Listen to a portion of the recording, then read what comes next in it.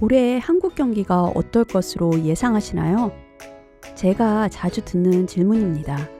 여러분도 일상 대화에서 요즘 경기가 참 안 좋다던데 하는 이야기를 들어봤을 거예요. 그럼 경기가 좋다는 건 어떻게 알 수 있을까요? 보통 경기가 좋을 때는 화랑이다 또는 호황이다 라고도 말합니다.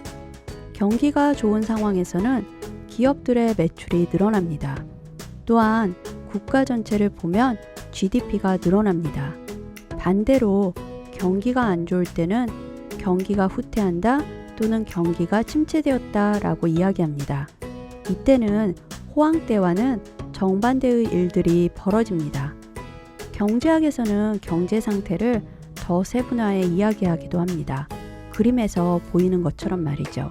경제가 아주 나쁜 상황에서 서서히 좋아지는 회복기, 그리고 나서 경제활동이 굉장히 활발해져 정점까지 가는 화랑기, 고점을 찍고 속도가 조금 떨어져 천천히 성장하는 후퇴기와 성장을 하지 않는 침체기로 나눕니다.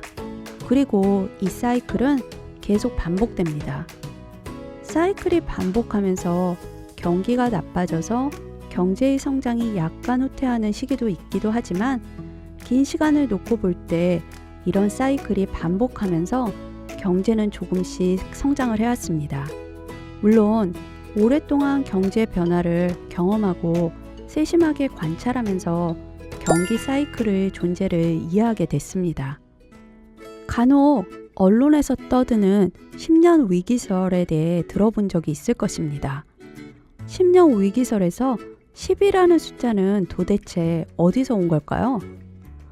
경기 사이클을 관찰하다 보니 경기가 아주 좋은 화랑기는 길어야 평균 5년 정도였습니다. 그렇게 따지고 보니 침체기가 지나고 화랑기를 5년 넘게 겪었다면 이제 다시 침체기가 올 시간이 되었다는 뜻입니다. 이게 꼭 맞느냐고요? 경기 사이클이 있는 건 사실입니다. 하지만 항상 똑같이 과거를 되풀이하라는 법은 없습니다. 경제도 마찬가지고요. 사실 호황일 때는 대부분의 사람들은 불편함을 못 느낍니다. 하지만 경기가 안 좋을 때, 즉 침체기일 때는 상황이 달라집니다. 경제학에서는 보통 2분기 이상 성장이 마이너스일 때 침체기라고 정의합니다. 물론 이는 너무 간단한 정의입니다. 이 밖에 여러 가지 다른 요소들을 관찰할 수 있습니다. 가장 중요하게는 고용이 많이 창출되지 않고 기업의 순이익이 줄어들고 물가 역시 떨어집니다. 또 사람들의 소비 심리가 위축됩니다. 다시 말해 사람들은 소비를 줄이려고 하고 더 나아가서는 자신의 경제 상태가 좋지 않을 것이라는 다소 절망적인 상태에 빠지게 됩니다. 물론 침체기에는 부동산 등의 자산 가격 역시 떨어지는 경향이 있습니다. 특히 주식 가격 등은 침체기가 오기 전부터 떨어지기 시작합니다. 침체기가 오기 전에는 GDP 성장률도 하락하기 시작하고 실업자 수도 늘어나면서 경기 침체기가 시작된다는 시그널을 주기 시작합니다. 흔히 사람들은 불황이 오나요? 라고 물어봅니다. 엄밀히 따지면 불황은 침체기와는 다릅니다.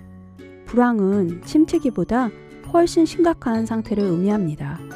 예를 들면 GDP가 최고치에서 10% 정도 떨어진 상태를 불황이라고 정의합니다. 지금 그래프는 한국 GDP의 연 성장률을 보여줍니다. 90년대 말 우리가 흔히 IMF 시절이라고 부르던 시기에 GDP는 엄청나게 하락했습니다.